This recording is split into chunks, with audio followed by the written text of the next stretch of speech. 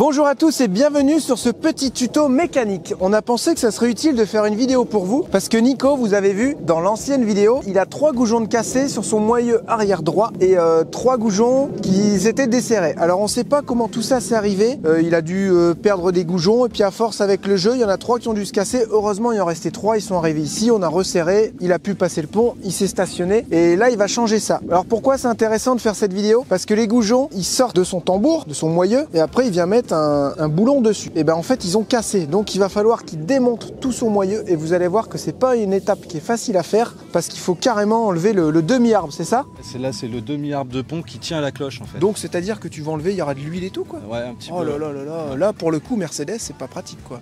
J'ai envie de dire. Là ils ont pas fait un truc des plus simples, non, ouais. C'est sûr. C'est un 711, 110 chevaux. 711D, ouais. Donc on lance le tuto. Allez, c'est parti quoi.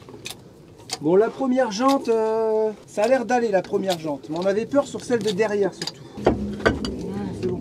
Yes. Ça c'est tout léger. C'est tout léger. Ah bah c'est sûr que ça change du poids lourd quoi. Ah bah ouais, mais regarde. Là on se rend bien compte que du coup la roue derrière elle a été un peu libérée. On voit bien que là ça a bouffé. Voilà, donc ça c'est une jante, je sais même pas si tu peux t'en servir en roue de secours parce que là...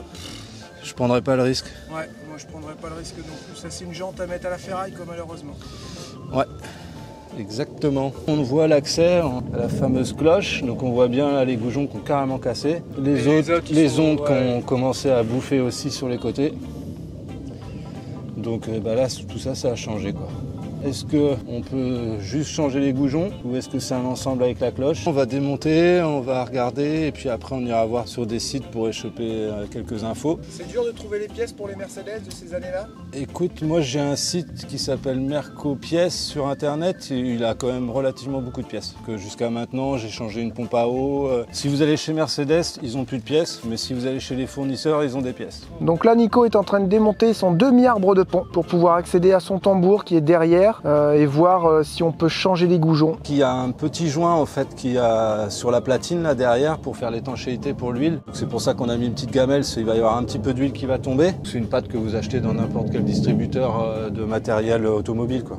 Pas facile la mécanique, hein. Vous voyez, quand on vit en camion, qu'on fasse 30 000 km ou qu'on fasse 500 km comme nous par an. Vous voyez quand on vit en camion, qu'on fasse des kilomètres. Vous voyez quand on vit en camion, qu'on fasse des kilomètres. Ah, je vais y arriver, kilomètres, merde. Des kilomètres. Des kilomètres. Des kilomètres, mon frère. Je suis déjà au Maroc, vive les Marocains. Alors vous voyez quand on vit en camion et qu'on fasse beaucoup de kilomètres ou moins de kilomètres, on a toujours au final les mêmes problèmes. C'est pas parce que vous allez faire beaucoup de kilomètres que vous allez avoir beaucoup plus de panne et inversement, ça veut rien dire. Donc on est confronté à des problèmes des fois qu'on n'a pas quand on est en maison. Ça c'est le gros problème pour les nomades, l'immobilisation des fois ça peut être très chiant et ça peut devenir très long. Donc il faut un minimum savoir se débrouiller tout seul, il faut un petit peu de base quand même en mécanique, c'est l'idéal. Et si vous n'avez pas de base, être débrouillard ça aide vraiment beaucoup. Voilà, je dirais, vaut mieux une personne qui soit débrouillard en tout et qui arrive à apprendre tout seul plutôt que quelqu'un qui soit hyper calé en mécanique mais à côté de ça il ne sait pas faire grand chose. Vous voyez ce que je veux dire? Ouais, surtout qu'aujourd'hui en plus on a un outil magnifique qui s'appelle Internet avec plein de réseaux, plein de gens qui savent faire. Donc moi par exemple j'ai eu le cas en Portugal, j'ai dû changer ma pompe à eau. J'avais jamais changé la pompe à eau. J'ai été voir sur internet, je suis tombé sur des gars super, notamment Yo, petite dédicace à lui qui m'a filé des infos pour changer la pompe. J'ai pris mes petits outils, puis j'ai démonté tout ça gentiment et j'ai changé ma pompe à eau et aujourd'hui ça roule nickel quoi. Ah d'accord. Voilà. Donc voilà la bête.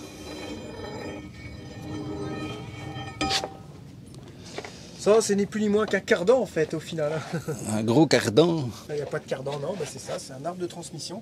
Ouais. Ça se fait plutôt bien. Ouais. Après, vous allez voir, là, il y a plusieurs bagues de serrage. Il y a une première bague de serrage, une rondelle avec des ergots sur les bagues de serrage, il y a des petits ergots. Donc celle-là, il n'y en a pas. On enlève cette première bague. Après, il y a une rondelle avec un ergot qui retient, qui empêche en fait de dévisser l'autre bague de serrage qu'il y a derrière. Et derrière ça, il y a un roulement à billes qui en fait retient toute la cloche.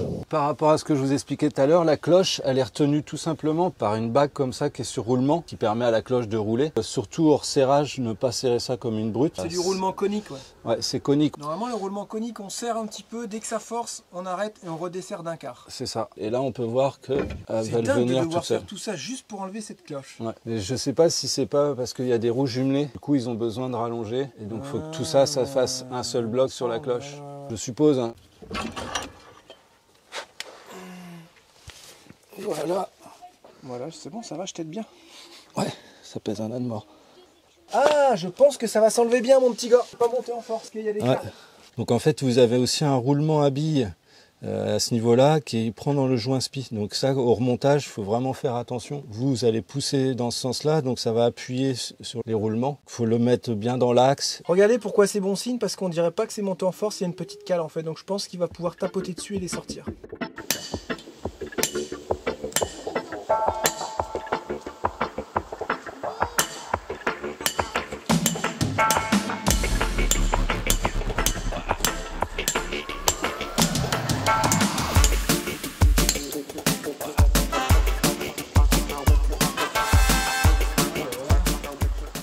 Voilà, donc vous avez vu, il a réussi à enlever les goujons. Ça va, c'est des petits goujons qui s'enlèvent, qui sont pas rentrés en force vraiment très légèrement. Et il reste plus qu'à voir si tu vas réussir à trouver ça. Pour nous, ça va être plus long pour vous, parce que vous aurez tout en une vidéo. Le démontage, comment on va faire pour trouver les pièces, et le remontage. Nous nous retrouvons aujourd'hui, les goujons sont arrivés, Nicolas les a montés sur la cloche. Alors il les a achetés sur Mercopièces, c'est ça si je dis pas de bêtises. On en parlait tout à l'heure et apparemment c'est un site vraiment bien. Quand on tombe sur des sites internet où les gens ont vraiment plaisir de travailler, ça fait plaisir et du coup ça fait plaisir de vous partager ces sites là. Donc c'est Mercopièces. Hein. Et donc tu as payé les goujons combien? Alors les goujons, les rondelles avec les écrous.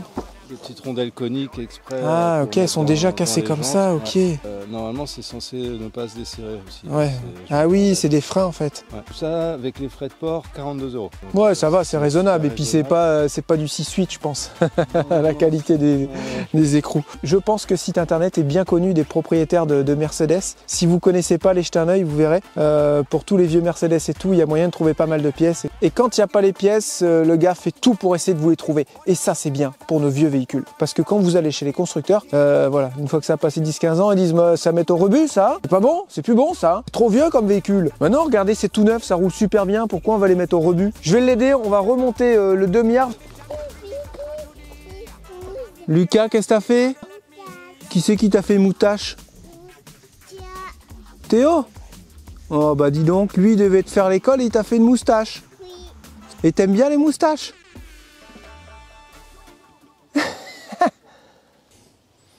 C'est tout, tu m'embêtes juste pour ça? Ouais. Bah dis donc. Mais en fait, la dernière fois, j'ai vachement plus galéré. Là, c'est normal. bien. C'est la mécanique, quand Jérémy est là, il n'y a rien qui résiste. Donc vaut mieux qu'il s'enfile, hein, parce que nous, on va l'enfiler. Flip direct. Donc quand tu vas serrer, il va s'y mettre. Donc là, tu mets le roulement conique. Donc, le roulement, ouais. Bon, bah voilà, je pense que c'est serré comme il faut. On glisse ça gentiment dedans.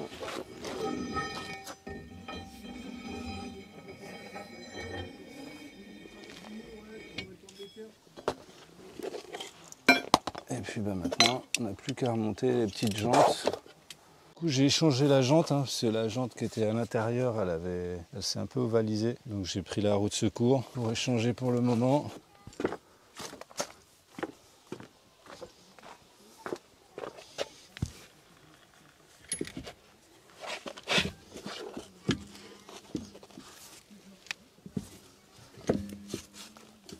Voilà, et bien c'est tout beau, tout propre. Le camion est remonté, t'as serré tes écrous, il va les bloquer tout à l'heure. Il a gardé la jante en roue de secours, la jante qui était escatée, il l'a mis en roue de secours, vous savez, avec les trous qui s'étaient un peu ovalisés. Et par la suite, où il retrouve une jante, ou alors il laisse quand même celle en roue de secours et il changera les pneus parce que ils ont le même profil, mais bon, je pense que ceux-là, ils sont un petit peu plus pour l'hiver. Donc au pire, ce qu'il fera, c'est qu'il va permuter les deux pneus. J'espère que cette petite vidéo vous aura bien plu. Merci à toi, Nico.